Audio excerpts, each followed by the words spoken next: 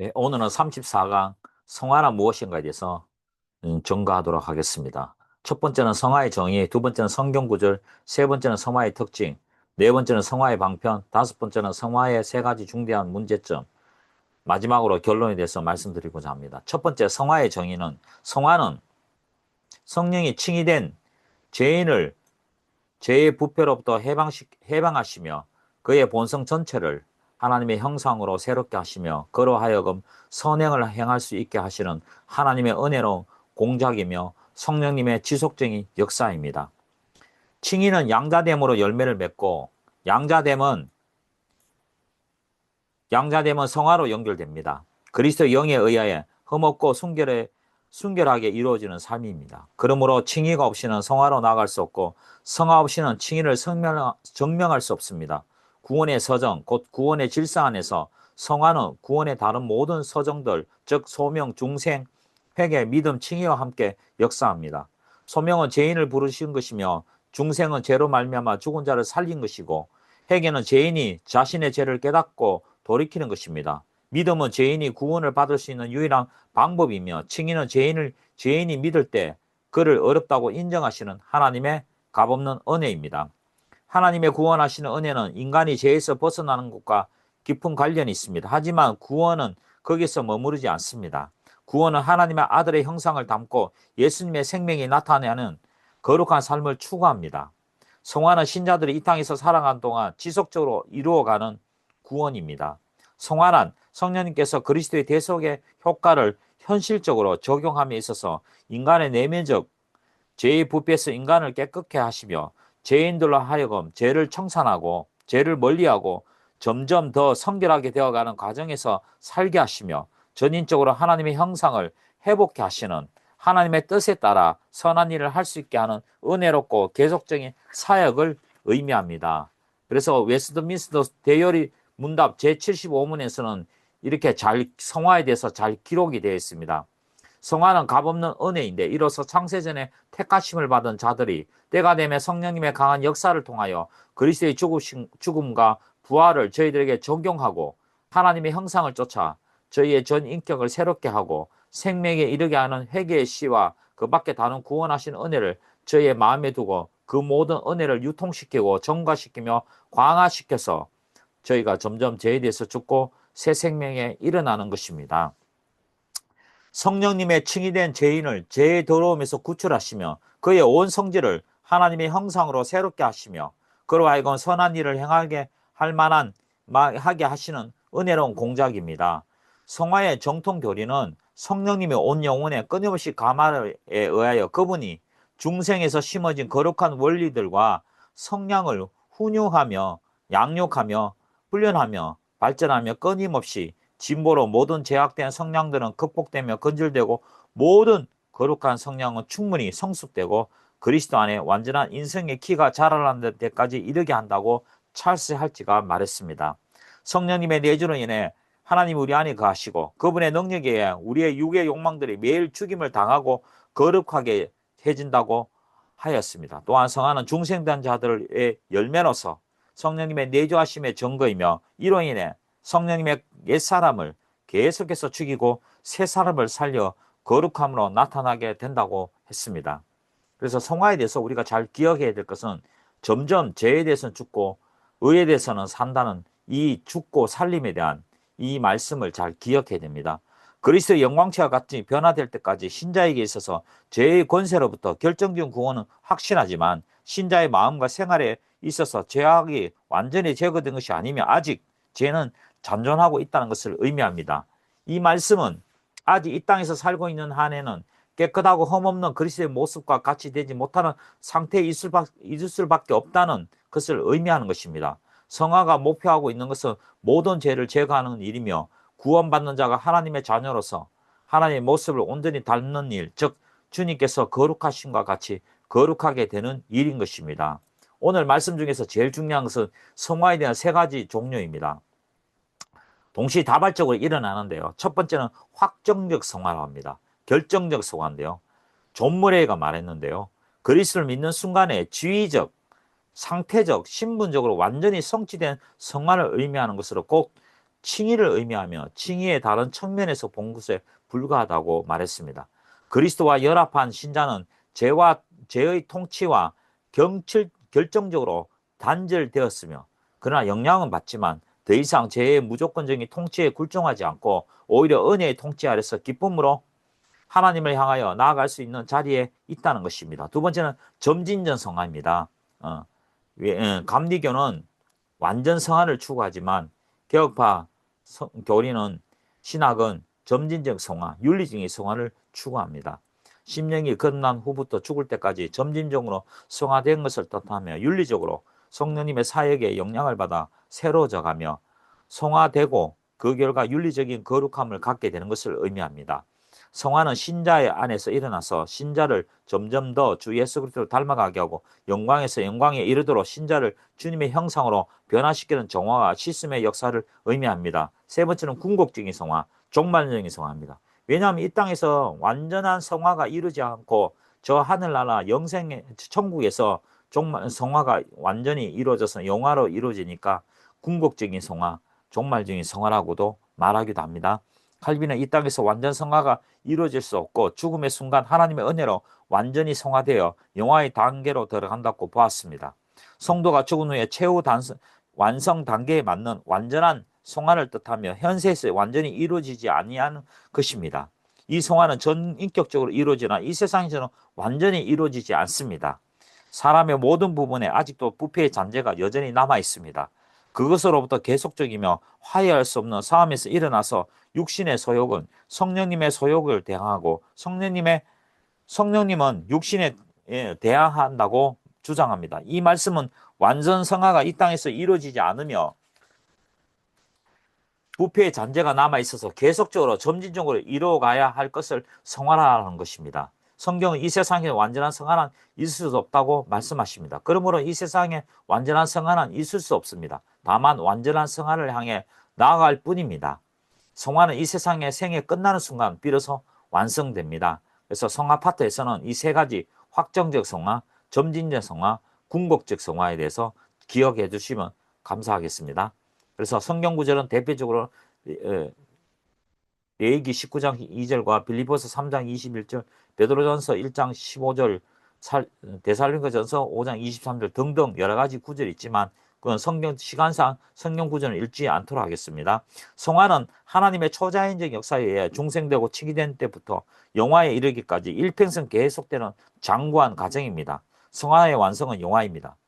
첫째, 성화에 있어서 하나님 역할은 우리를 그분의 자녀로서 훈련시키는 것입니다. 둘째는 성화에 있어 인간의 역할은 거룩해 하시는 하나님을 의존하며 하나님께서 말씀하신 것을 순종하며 나아가는 것입니다. 따라서 우리가 성화의 과정을 살아가는 삶의 여정 가운데 거룩해 하시는 하나님의 의지하는 역할도 중요하고 동시에 우리의 삶을 통해 순종하면서 거룩함을 추구해 나가는 역할도 중요합니다. 세 번째는 성화의 특징입니다. 첫 번째, 성화는 그리스도의 죽음과 부활이 성령님의 역사를 인해 신자 안에 적용되는 것입니다.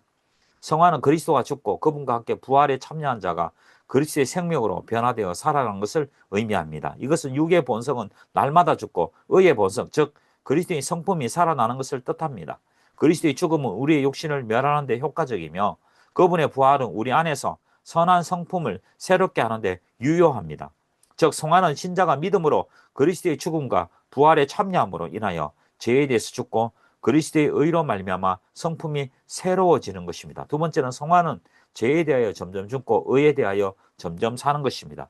죄에 대하여 점점 죽는다는 말씀은 죄로부터 점점 떠난다, 이별한다, 분리한다는 뜻입니다.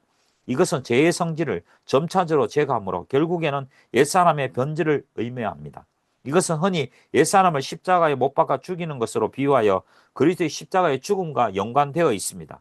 진실로 성화는 죄와 사탄, 육신의 소욕을 멸절하는 것입니다. 그러므로 소극적인 면의 성화는 죄를 혐오하고 버리는 것이며 적극적인 면에서 성화는 그리스도를 닮아가는 것입니다. 이것은 옛사람의 삶의 방식을 죽이는 일이며 새 사람의 삶의 모습을 회복하는 일입니다. 성화는 죽음과 살림의 반복적인 실천과 확인의 연속입니다. 중생한 영은 의에 대하여 이미 살았고 지금도 살아나는 생명의 여사가 계속되어야 함을 강조합니다. 그리스도인들은 죄에 대하여 죽고 의에 대하여 그리스도와 함께 살리심을 입었습니다. 성화는 자라날 성질을 가지고 있습니다. 성화는 성장이요 광화입니다. 성화는 그리스도 안에서 믿음으로 사는 생활, 진실이 어렵고 경건하게 사는 생활입니다. 세 번째, 성화는 육체에 따라 행하지 않고 성령님을 따라 행합니다. 죄의 성질이 있는 몸은 죄에 속한 또한 죄의 지배를 받는 현재 우리가 살아있는 몸을 가리킵니다. 그런데 육체를 따라 행하지 말라는 성경의 교훈은 육신의 정욕, 죄의 성질에 따라 행치 말라는 것입니다. 따라서 성령님을 따라 행하는 것은 성령님의 뜻과 지시에 따라 질서 있게 계속 걸어가라는 것임을 뜻하는 것입니다. 네 번째는 성화는 옛사람을 버리고 새 사람을 입는 것입니다. 그래서 에베소서 4장 22절부터 24절에 보면 너의 마음의 영으로 심령이 다시 새롭게 된다는 것은 현재 시상으로 계속되는 상태를 말합니다. 그래서 계속해서 새롭게 되고 있는 것입니다. 옛사람을 벗어낸 우리는 계속 새로워짐을 받아야 합니다. 즉 우리의 심령, 마음의 영, 우리 마음은 전인격입니다. 전인격의 자리에 깊은 곳에는 늘 새롭게 되어야 합니다. 그 새로움이 우리 속에서 지속적으로 흘러나와야 합니다. 마음과 생각의 새로움은 이렇게 겉모습만 바꾸는 것이 아니라 속마음과 생각을 그리스도 뜻대로 새롭게 바꾸는 것입니다. 다섯 번째는 성화는 죄의 성질들을 전면 개조하는 것입니다. 성령님께서 우리의 죽은 영혼을 중생시켜 새로운 피조물로 만들었습니다. 그러나 우리의 육체 속에는 죄의 성질이 그대로 아직 남아 있습니다. 성화는 죄의 성질을 파멸시키고 하나님의 성품들로 서로 대치시키는 전면 수리, 전면 개조의 작업입니다. 여섯 번째, 성화는 예수 그리스도의 형상을 닮아가는 것입니다. 예수 그리스도의 형상을 닮아간다는 것은 성화의 긍정적인 면입니다. 닮는다는 말씀은 모방하다, 흉내내다, 본받는다 뜻으로 계속적인 경건의 연습을 통해 예수님의 성품을 닮아가고 예수님처럼 되어가는 것을 의미합니다. 성화는 중생한 새 생명이 예수 그리스도의 형상을 담는 것을 의미합니다. 마지막 일곱 번째는 성화는 이 땅에서 완성되지 않습니다. 성경은 이 세상에서 완전한 성화는 있을 수 없다고 말씀했습니다. 그래서 우리는 개혁파 신학에서는 점진적 성화를 추구합니다. 그러므로 이 세상에서 완전한 성화는 있을 수 없습니다. 다만 완전한 성화를 향해 나아갈 뿐입니다. 성화는 이 세상의 생에 끝나는 순간에 비로소 완성됩니다. 성화의 세 단계는 첫째는 성화는 중생 때부터 분명하게 시작합니다. 이건 확정적인 성화라고 그러죠. 둘째는 성화는 삶을 통해 자라갑니다. 점진적 성화.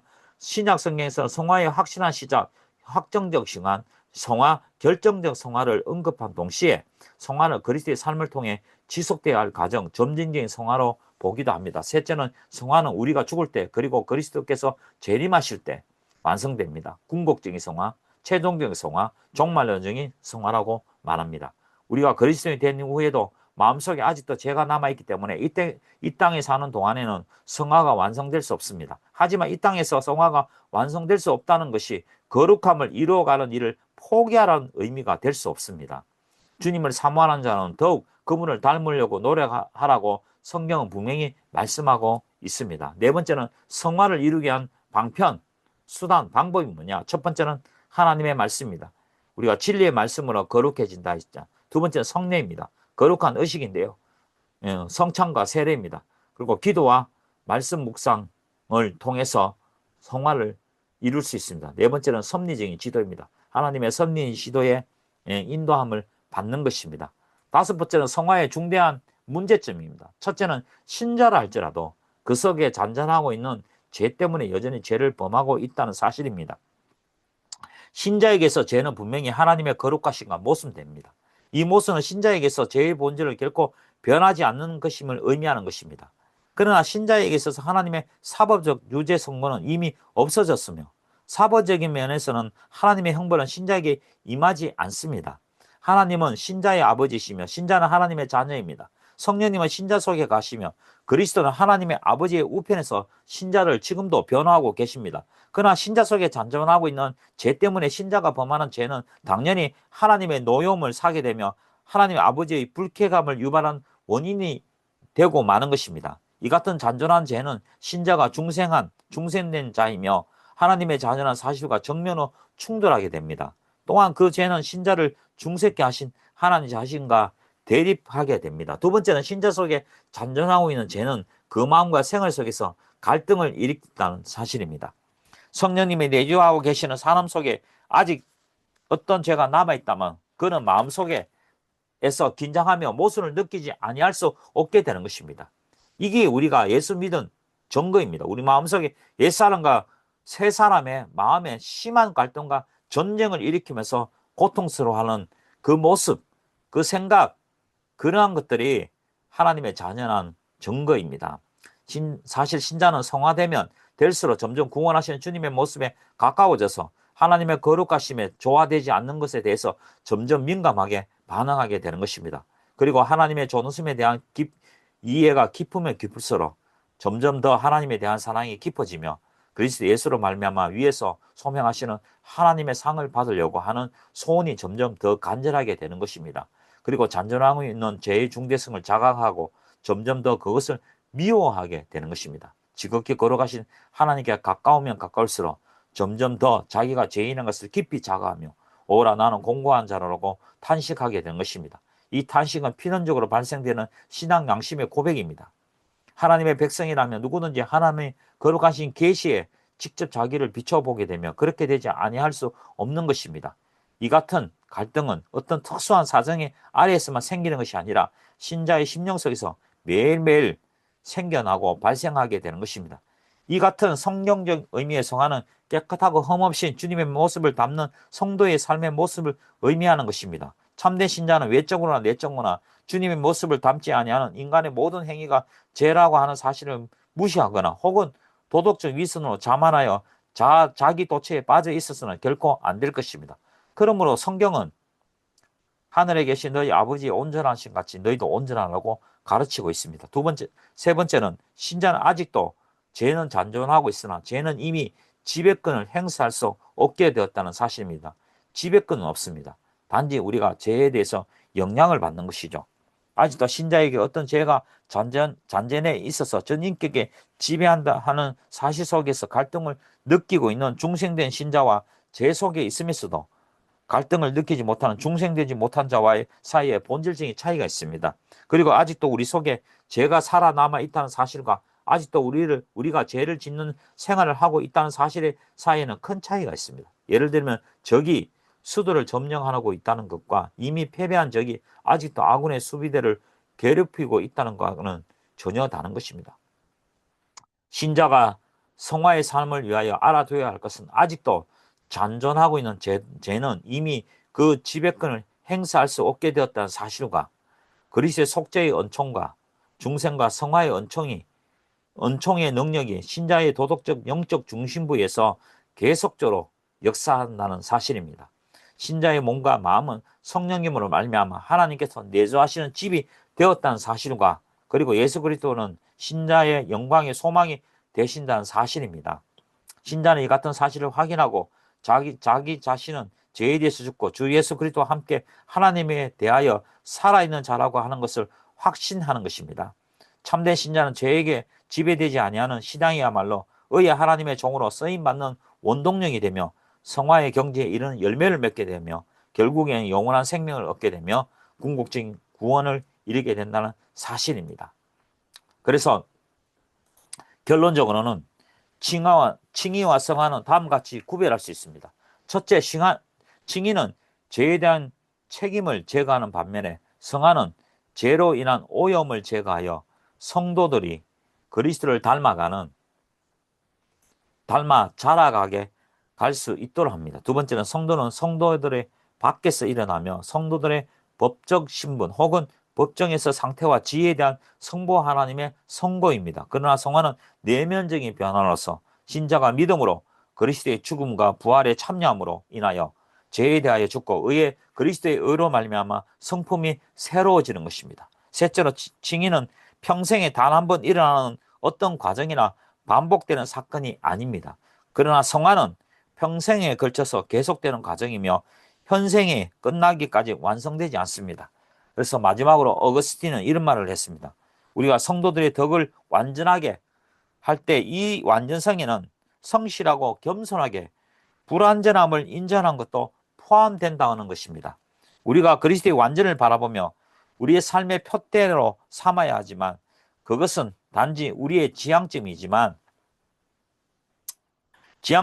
우리가 육신에 있는 것 동안에는 실현될 수 없는 것입니다.